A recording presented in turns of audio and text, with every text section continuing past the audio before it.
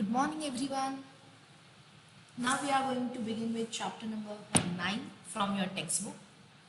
Name of chapter is optics. Chapter is very important according to your theory, according to your competitive, according to your practical view. It will be there for 7 marks without option and 10 marks with option for your theory part for a written exam. We are going to discuss this chapter into 3 subsessions. The first part depends on these all things.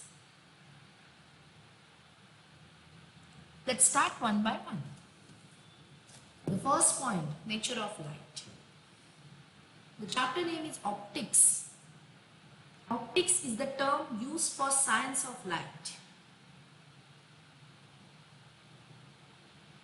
Earlier it was considered that it travels in the form of radiant energy, which makes objects visible due to the stimulation of retina of the eye. Afterwards, proof किया गया light travels in the form of electromagnetic waves. Then बोला गया light travels in the form of small energy packets called as photons and they are carrier particles for the light transfer. After that, the term introduced that is dual nature. According to that, light travels in the form of energy waves as well as the particles also. Now we can say that finally, light consists of energy carrier photons guided by the rules of EM waves, that is electromagnetic waves. According to Einstein's special theory of relativity, this is the maximum possible speed for any object which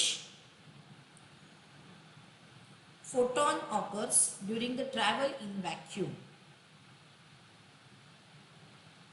There are few commonly observed phenomena concerning about light. Before that, how does light travel? Light rays travel in straight lines from the light source. When it hits an opaque object, some light is absorbed and the rest reflects off. If the object is transparent, light rays pass through it easily. If the object is translucent, some light can pass through, but rest of the light will be reflected. According to these rules, there are few observed phenomena. Let's start one by one. First of all, we are going to discuss about ray optics or geometrical optics. A particular direction of propagation of energy from a source of light is ray of light. We use ray optics for understanding phenomena like reflection, refraction, double refraction, total internal reflection, etc. So in ray optics form, in ray optics term, we are going to discuss these all things in chapter, that is reflection, refraction, their laws, what is double refraction, what is total internal reflection and their applications. In second part, that is in wave optics, we are going to discuss about phenomena like interference, diffraction, polarization, Doppler effect. We are going to consider light energy to be in the form of EM waves, and in next chapter we are going to discuss about properties of that too. The third point, particle nature of light. The phenomenon like photoelectric effect, emission of spectral lines, Compton effect, these kind of are not explained by using classical wave theory. These concepts involves the interaction of light with the matter. And these all things, these all phenomena, we are going to discuss in quantum nature of light, that is particle nature of light. In this chapter, mainly we are going to discuss about ray optics or geometrical optics. For that, we are going to start with the concept reflection, refraction, their laws and much more. So let's start. In geometrical optics, we studied the image formation by mirrors, lenses and prisms.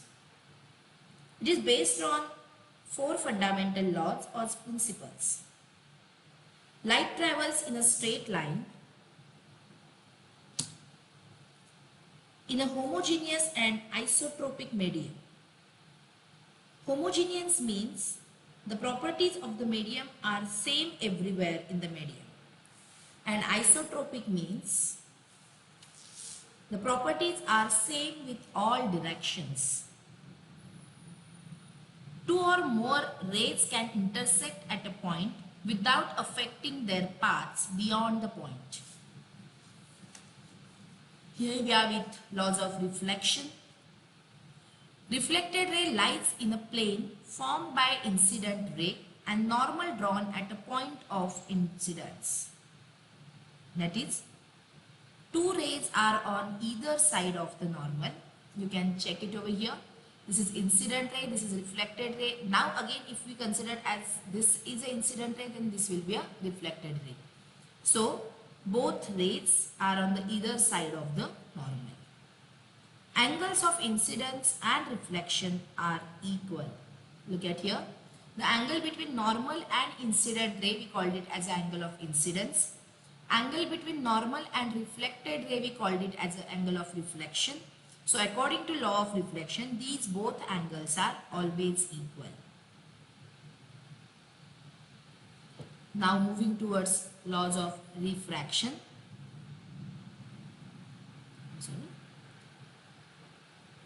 This law applies at the boundary between two media. Refracted ray lies in a plane formed by an incident ray and the normal drawn at the point of incidence. And the two rays are on the either side of the normal. Second, angle of incidence and angle of refraction are related by Snell's law, which is given by mu is equal to sin I upon sin R. That is, mu2 upon mu1 is equal to sin I upon sin R, where mu1 and mu2 are refractive indices and I and R are angle of incidence and angle of refraction respectively. So these are laws of reflections and laws of refractions. While using geometrical optics, it is necessary to use it with proper sign convention. Because of when we consider the spherical mirror or lens at that time, we cannot take each and every value as the same one.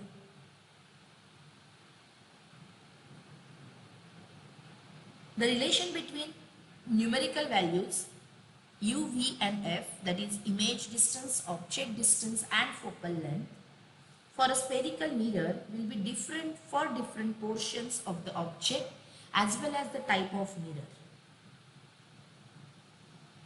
Properly used suitable sign convention enables us to use same formula for all different particular cases. While deriving a formula and also while using the formula, it is necessary to use the same sign convention. Most convenient sign convention is Cartesian sign convention. According to that,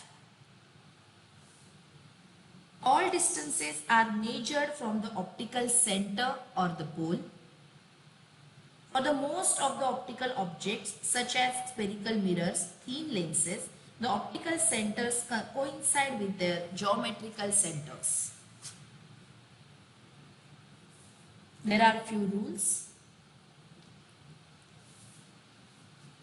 Object is the point object line on the principal axis. The incident and the refracted rays make small angles with the principal axis. The aperture is small, that is diameter of the curved surface. According to sign convention, the incident ray is taken from left to right. All the distances are measured from the pole of the refracting surface. The distances measured along the direction of the incident ray are taken positive and against the incident ray are taken negative. The vertical distances measured from the principal axis in the upward direction are taken positive and in the downward direction are taken negative. You can see it over here.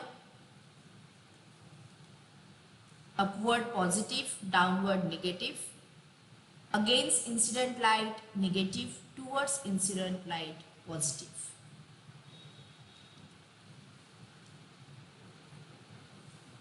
There are two more images in front of you, that is the diverging beam from a real object and converging beam towards a virtual object.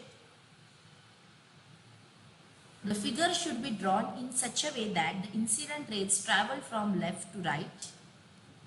जो मैं बता रही हूँ आपको बस diagram में देखते जाना है. A diverging beam of an incident rays corresponding to the real point object and a converging beam of incident rays corresponds to a virtual object. A parallel beam corresponds to an object at infinity. Therefore, you can see it in figure. A real object should be shown to the left of the pole. You can see it in first diagram. And the virtual object or image to the right of the pole. You can see, check it in second diagram. So real object is here and virtual object is here. Real object is drawn to the left of the pole and virtual is towards right side of the pole. I hope you understood this concept of sign Cartesian system. Just go through that once.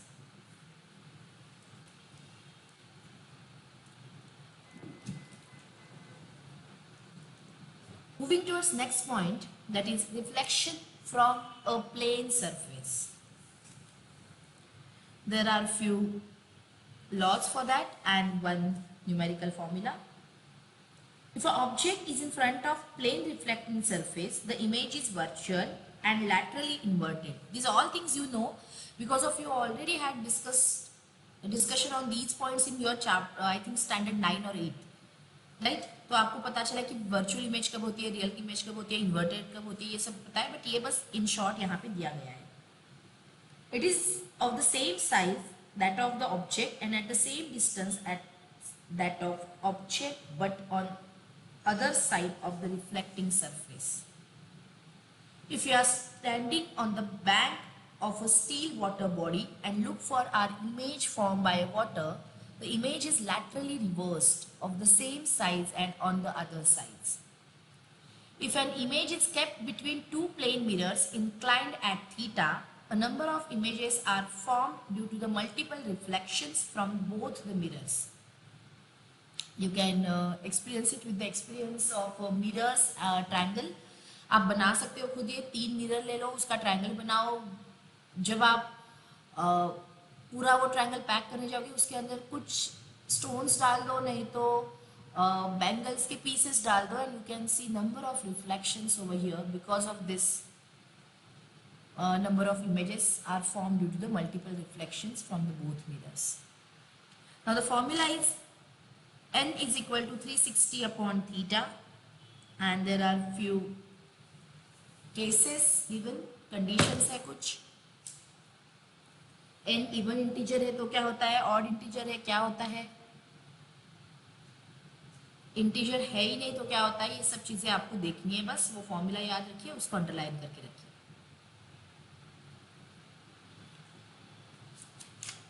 Fine. Moving towards next point, here we are going to discuss about reflections from curved mirrors. एक हमने discuss किया reflection from plane surface. Here we are discussing reflection from the curved mirrors. In this, we are going to discuss about relation between U, V and F. And then we are going to discuss about lateral magnification too. In order to focus a parallel or divergent beam of reflections, we require curved mirrors. Reflecting mirrors for torch or headlights, rear view mirrors of vehicles are not plane. They are either concave or convex. When we consider radius of the sphere of which a mirror is a part, at that time that is called as the radius of curvature. Only for spherical mirrors the condition is r by 2 is equal to f. ये underline करके रख लीजिए. For only spherical mirrors, focal length is equal to radius of curvature divided by 2. For concave mirror, it is the distance at which parallel incident rays converge. You can see it over here. यहाँ पे जो सारे parallel rays हैं जो reflect होने के बाद equate होते हैं, that point is focal point and distance of that point from your pole, that is focal length. And for convex, it is a distance from where parallel rays appear to be diverging or reflecting. यहाँ पे देख लीजिए, ये refract होके यहाँ पे मिल रहे हैं, ये रिफ्लेक्ट होके एक पॉइंट पे कांस्टेंट बन रहे हैं, इक्वेट हो रहे हैं, that is called as focal point and the distance is called as the focal length. Focal length of the convex mirror is positive and concave mirror is negative. हमने जो sign convention देखा है, according to that, if it's towards left side, it will be a negative. So I'm sorry, if it is towards left side, it is positive. So focal length of concave is positive and focal length of convex is negative.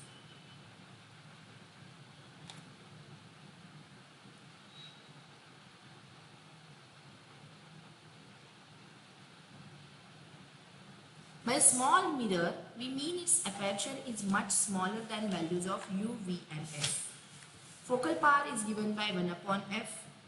Now, look at here, the relation between f, u and v is given by 1 upon f is equal to 1 upon v plus 1 upon u or 1 upon v minus 1 upon u according to the sign convention system. You can see it over here. This part is not there in your textbook, but we are going to discuss this part. Let us consider triangles A, B, C. Look at here, and triangle A dash, B dash, C. A dash, B dash is divided by AB is equal to CB dash divided by CB. Now, according to that, these both triangles are similar. Second triangle, we are taking MCF2 and A dash, B dash, F2. You can see it over here. MC F2 and A dash B dash F2. According to that, again we can write A dash B dash upon MC is equal to B dash F2 upon C F2. Now we have, in place of MC, you can write AB. Therefore, this equation becomes A dash B dash upon AB is equal to B dash F2 upon C F2. Look at this equation and equation 1. LHS of both is same, so we can compare RHS. According to that, we can write CB dash upon CB is equal to B dash F2 upon CF2. CB dash upon CB is equal to B dash F2 हमारे पास directly नहीं है, so what we did? हमने किया CB dash minus CF2. हमारे पास CB dash का value है, हमारे पास CF2 का वैल्यू है. So हमने क्या किया यहाँ पे? Look at here, CB is U, then CB dash, you can see it over here, it's V, CB dash is V, CF2 is F. ये जो towards this side है, ये सब हमें क्या लेने हैं? Positive लेने हैं. Towards this side जो है left side, वो हमें negative लेने हैं. So CB हो जाएगा minus U, CB dash हो जाएगा plus V, CF2 हो जाएगा plus F. ये वैल्यू यहाँ पे सब्स्टिट्यूट कर दीजिए. ये बन जाएगा plus V upon minus U is equal to V plus F, that is V minus F upon CF2 का वैल्यू है plus F. When you sort out or simplify this equation, you will get 1 upon f minus 1 upon u is equal to 1 upon f. 1 upon v, that is reciprocal of image distance, 1 upon u reciprocal of object distance, and 1 upon f reciprocal of focal length. In your textbook, it's given 1 upon f is equal to 1 upon v plus 1 upon u. But according to this diagram and new Cartesian sign convention, the formula is 1 upon f is equal to 1 upon v minus 1 upon u.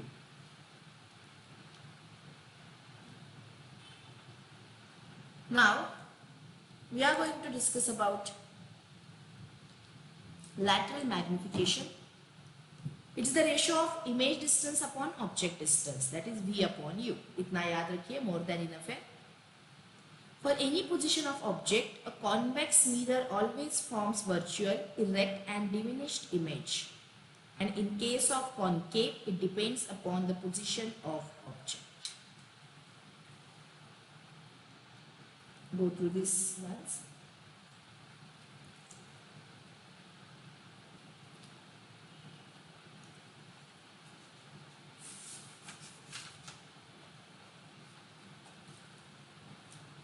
Next point, spherical refracting surfaces. You can see it over here.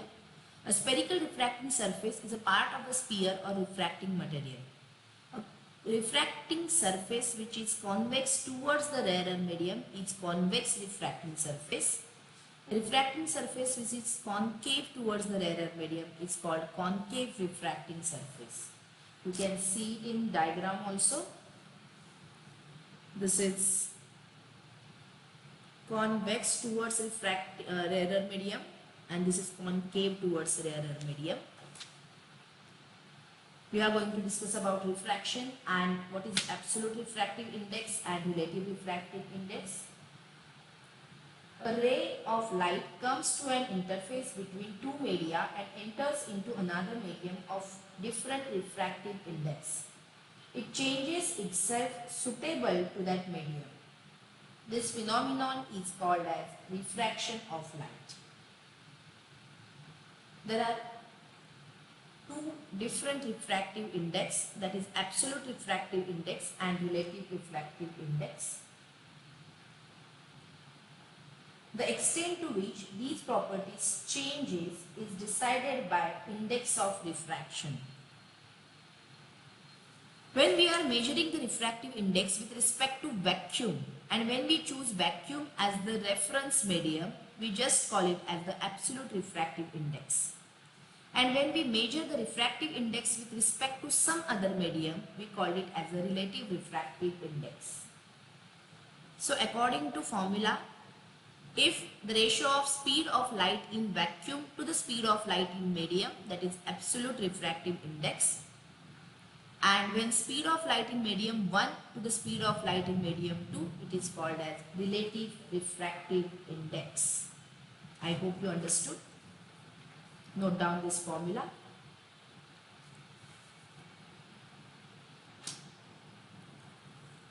There are some illustration of refractions. The first one, when a seen from outside, the bottom of a water body appears to be raised. This is due to the refraction at the plane surface of water.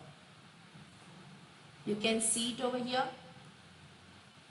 As we all know that mu is equal to sin I upon sin R, that is mu 2 upon mu 1. You can see it over here for B mu A, that is for the refractive index of medium A with respect to B. It is sin I upon sin R. Opposite to that, refractive index of second with respect to first is sin R upon sin I. When you consider mu of water, it is real depth upon apparent depth, that is HR upon HA. For the apparent depth of number of immiscible liquids, you have to take summation of HA is equal to summation of HI upon mu I, where I goes to 1 to n. If the observer in the rarer medium and the object is in denser medium, then HA is less than HR. But exactly opposite to this, if the observer is in denser medium and the object is in rarer medium, then HA is greater than HR.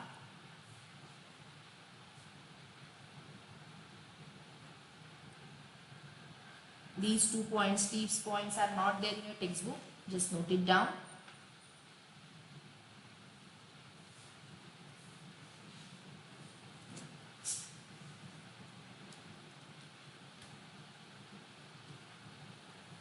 Very important question again, that is total internal reflection.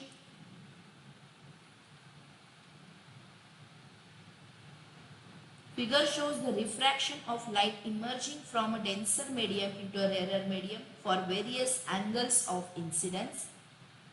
The angles of refraction in a rarer medium are larger than the corresponding angles of incidence. At a particular angle of incidence in the denser medium, the corresponding angle of refraction in rarer is 90 degree. For angles of incidence greater than critical angle, the angle of refraction becomes larger than 90 degree and the ray does not enter into rarer medium at all, but it is reflected totally into a denser medium. This is called total internal reflection. There is always partial reflection and partial refraction at the interface. Due to this total internal reflection, it is totally reflection, not the refraction at all. The corresponding angle of incidence in the denser medium is greater than or equal to critical angle. Critical angle means the angle of incidence in a denser medium for which angle of refraction in rarer medium is 90 degree. I will repeat, the angle of incidence in the denser medium for which the angle of refraction in the rarer medium is 90 degree. It is the phenomenon of complete reflection of the light back into the same medium for angles of incidence greater than the critical angle of the medium. There are few conditions for that. The incident ray must be in optically denser medium. The angle of incidence in the denser medium must be greater than the critical angle for the pair of media in contact. There is relation between critical angle and refractive index given by, as we all know that mu2 upon mu1 is equal to sin I upon sin R. Here we are going to consider air with glass. So sin I upon sin R is mu A upon mu G. Now we all know that for critical angle, angle of refraction is 90 degrees. So sin IC upon sin 90, sin 91, it will become sin IC. Now we know that if we consider mu2 upon mu1, it is reciprocal of mu1 upon mu2. Therefore, A mu G, look at here, G mu A का value मिल गया sin IC. At that time, A mu G becomes 1 upon sin IC. Sin IC is equal to 1 upon A mu G. Therefore, IC is equal to sin inverse of 1 upon A mu G. You can write it as a lambda G upon lambda A2. Red color has maximum value of critical angle and violet color has minimum value of critical angle. Why? Because of the wavelength of red color is maximum and the violet color having wavelength minimum. Now let's discuss about applications of total internal reflection. The first one is optical fiber. Tough, little costly for initial setup, optical fiber communication is undoubtedly the most effective way of telecommunication by the way of EM waves. It consists of glass core surrounded by cladding made from another type of glass that has a lower index of refraction. These fiber achieve total internal reflection which allows data to transmit it. You can use it for telecommunications as signals are not affected by electrical storms. More signals can be carried with the less energy loss. The The cables are smaller and lighter. We can use it in medicines, endoscopes. One bundle carries light into the required area while another bundle carries an image of the area break to a monitor. Broad bandwidth for TV signals, a single optical fiber can carry over 90,000 channels. Immune to EM interference, low attenuation loss, electrical insulator, theft prevention, security of information. These all things are like application of optical fiber. This is useful in prism binoculars as well as periscopes too.